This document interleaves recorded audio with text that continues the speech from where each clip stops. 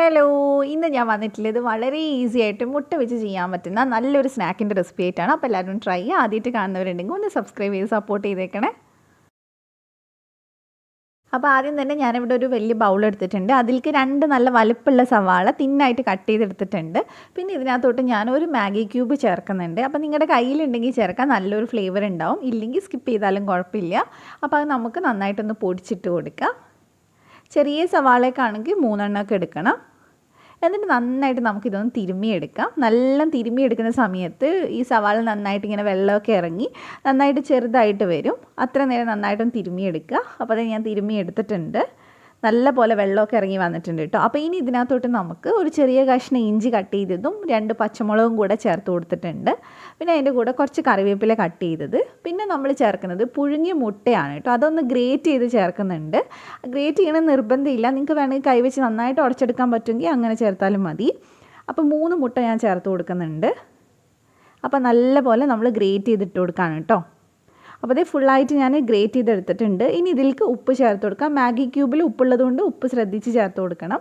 പിന്നെ ഒരു 3/4 ടീസ്പൂൺ മുളക് പൊടി ചേർത്തിട്ടുണ്ട്, കാശ്മീരിയാണ്. ഒരു 1/2 ടീസ്പൂൺ ഗരം മസാല ചേർത്തിട്ടുണ്ട്. എന്നിട്ട് നന്നായിട്ട് നമുക്കൊന്ന് മിക്സ് ചെയ്തെടുക്കാം. ഇതിൽ കൂടുതൽ നമ്മൾ പൊടികളൊന്നും ചേർക്കുന്നില്ല, ഇത്രയും തന്നെ മതി. അപ്പോൾ നല്ലപോലെ മിക്സ് ചെയ്തതിന് ശേഷം നമ്മൾ ഇതിനകത്തോട്ട് 1/2 കപ്പ് അരിപ്പൊടി ചേർത്ത് കൊടുക്കുന്നുണ്ട്. പത്തിരിക്കൊക്കെ എടുക്കുന്ന പൊടിയാണ് എടുക്കുന്നത്. അപ്പോൾ അത് മുഴുവനായിട്ട് ഒരുമിച്ച് ചേർക്കാതെ പകുതി ചേർത്തിട്ട് നന്നായിട്ട് മിക്സ് ചെയ്തെടുക്കുക. അപ്പോൾ നല്ലോണം നമുക്കൊന്ന് മിക്സ് ചെയ്തെടുക്കാം. അപ്പോൾ ഇനി നമുക്ക് ഇതിനകത്തോട്ട് ബാക്കി പൊടിയും കൂടെ ചേർത്ത് കൊടുക്കാം. അപ്പോൾ മൊത്തം നമ്മൾ 1/2 കപ്പ് അരിപ്പൊടി എടുത്തിട്ടുണ്ട്. നല്ലപോലെ മിക്സ് ചെയ്ത് എല്ലാവരുടെയും ഒന്ന് അരിപ്പൊടി ആവണം. അതിനുശേഷം നമുക്കിതൊന്ന് നന്നായിട്ടൊന്ന് ബൈൻഡായിട്ട് കിട്ടാൻ വേണ്ടിയിട്ട് 1-2 സ്പൂണ് വെള്ളം ഒഴിച്ച് കൊടുക്കുക.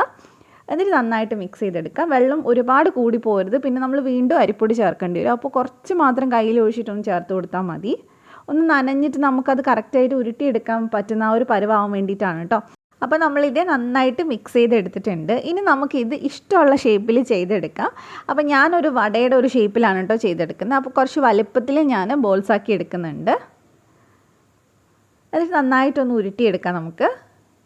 അപ്പോൾ നല്ലപോലെ നമ്മൾ ഇത് ഉരുട്ടിയെടുത്തതിന് ശേഷം വേണം നമ്മളിത് ചെയ്യാൻ. നിങ്ങൾക്ക് ഇഷ്ടമുള്ള കട്ട്ലറ്റിൻ്റെ ഷേപ്പ് വേണമെങ്കിൽ അങ്ങനെ ചെയ്യാം, അതൊക്കെ ഓരോരുത്തരുടെ ഇഷ്ടം പോലെ ചെയ്യാം. അപ്പോൾ കയ്യിലൊന്ന് ചെറുതായിട്ടൊന്ന് പരത്തി കൊടുക്കുക. അതിനുശേഷം നടുവ് ഇതുപോലെ ഒന്ന് ഹോൾ ഇട്ട് കൊടുത്താൽ മതി. അപ്പോൾ നടുക്ക് ഹോളൊക്കെ ഇട്ടത് നമ്മളൊരു വടയുടെ ഷേപ്പിലാക്കി എടുത്തിട്ടുണ്ട്. ഇനി നമ്മൾ ഇതുപോലെ ഓരോന്ന് ഉണ്ടാക്കി അപ്പോൾ തന്നെ എണ്ണയിൽ ഇട്ടാൽ മതി, അല്ലാതെ നമ്മൾ ചെയ്ത് വെക്കണ്ട. അപ്പോൾ നമുക്കിതൊന്ന് എണ്ണയിലിട്ട് ഫ്രൈ ചെയ്തെടുക്കാം. അപ്പോൾ എണ്ണയിൽ ഇടുന്ന സമയത്ത് ഒരുപാട് ഫ്ലെയിം കൂട്ടി വെച്ചിട്ടുണ്ട്. ഉള്ളി ആയതുകൊണ്ട് പെട്ടെന്ന് തന്നെ കരിഞ്ഞു പോകും. അപ്പോൾ ഒരു മീഡിയം ഫ്ലെയിമിൽ ഇട്ടാൽ മതി. എന്നിട്ട് മീഡിയം ഫ്ലെയിമിൽ തന്നെ നമ്മൾ ഇത് വേവിച്ചെടുത്താൽ മതി.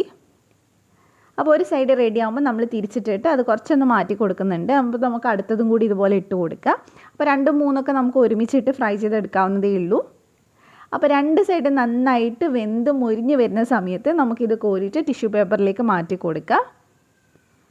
അപ്പോൾ ഇതിവിടെ റെഡി ആയിട്ടുണ്ട് കേട്ടോ. ഇതേപോലെ തന്നെ ബാക്കിയുള്ളതൊക്കെ ചെയ്തെടുത്താൽ മതി.